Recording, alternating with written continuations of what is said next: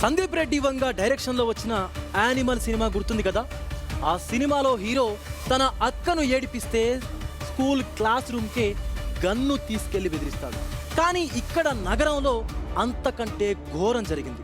తన అక్కను వేధించాడన్న కోపంతో ఒక వ్యక్తిని నడి రోడ్డుపై నిలబెట్టి కొబ్బరి బోండాలు నరికే కత్తితో ఏకంగా 1 కాదు 2 కాదు 15 సార్లు నరికి దారుణంగా చంపేశాడు. వందలాది మంది కాలనీవాసులు చూస్తుండగానే రక్తం ఏరులై పారుతున్నా వదలకుండా విచక్షణ రహితంగా దాడి చేశాడు నిందితుడు. హైదరాబాద్ సైదాబాద్లోని సింగరేణి కాలనీలో జరిగిన ఈ కిరాతక హత్యోదంతం ఒక్కసారిగా తీవ్ర కలకలం రేపింది. దీనిపై మరింత సమాచారం మా ప్రతినిధి సాగర్ అందిస్తారు. హైదరాబాద్ నగరంలో దారుణ హత్య ఒక్కసారిగా ఈ కాలనీ అంతా ఉలిక్కిపడింది. సైదాబాద్ పోలీస్ స్టేషన్ పరిధిలోని సింగరేణి కాలనీలో ఈరోజు జరిగినటువంటి హత్యా ఉదంతం ఒక్కసారిగా ఆ కాలనీ వాసులని గందరగోళానికి గురి చేసిన పరిస్థితి సిచ్యువేషన్ మనం చూడొచ్చు. ఇక్కడ సింగరేణి కాలనీలో ఉన్నటువంటి బ్లాక్ నెంబర్ 45లో సుమన్ ఏదైతే అక్యూజ్డ్ హత్య చేసినటువంటి వ్యక్తి నివాసం. ఇక్కడికే అతను హమీర్ అనే వ్యక్తి వచ్చాడు. స్థానికంగా కూడా గతంలో అనేక కేసులు ఉన్నట్లు కూడా తెలుస్తుంది మృతుడు హమీర్ పైన.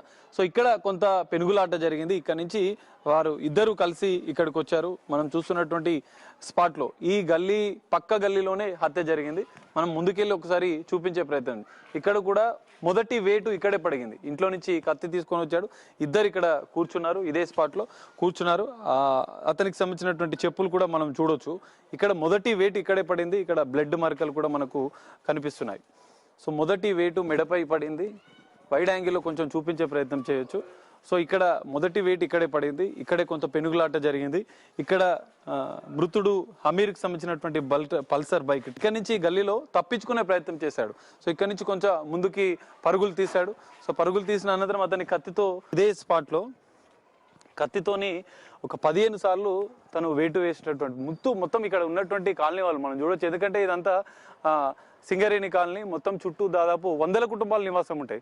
దాదాపు అక్కడ ఉన్నటువంటి మహిళలు అప్పటికే వాటర్ పట్టే సమయం కాబట్టి అంతా బయట ఉన్నారు. ఇక్కడ వాటర్లో కలిసి రక్తం ఇక్కడ వాటర్లో కలిసి పారినట్లు కూడా స్థానికులు చెప్తున్నారు. సో సుమన్ తన కుటుంబ సభ్యులను ఉద్దేశపూర్వకంగా తను మాట్లాడాడు, తనని తిట్టాడు. తన తల్లిని సోదరిని తిట్టిన నేపథ్యంలోనే ఇద్దరి మధ్య కొంత వాగ్వివాదం పెరిగింది. గతంలో కూడా అనేక మార్లు వేధింపులకు గురి చేశాడు అన్నట్లు కూడా చెప్తున్నారు. సో దీనికి సంబంధించినటువంటి పూర్తిస్థాయి వివరాలు పోలీసులు సేకరించాడు. కత్తితో పాటే పోలీస్ స్టేషన్కి వెళ్ళిన నిందితుడిని పోలీసులు అదుపులోకి తీసుకొని విచారిస్తున్నారు.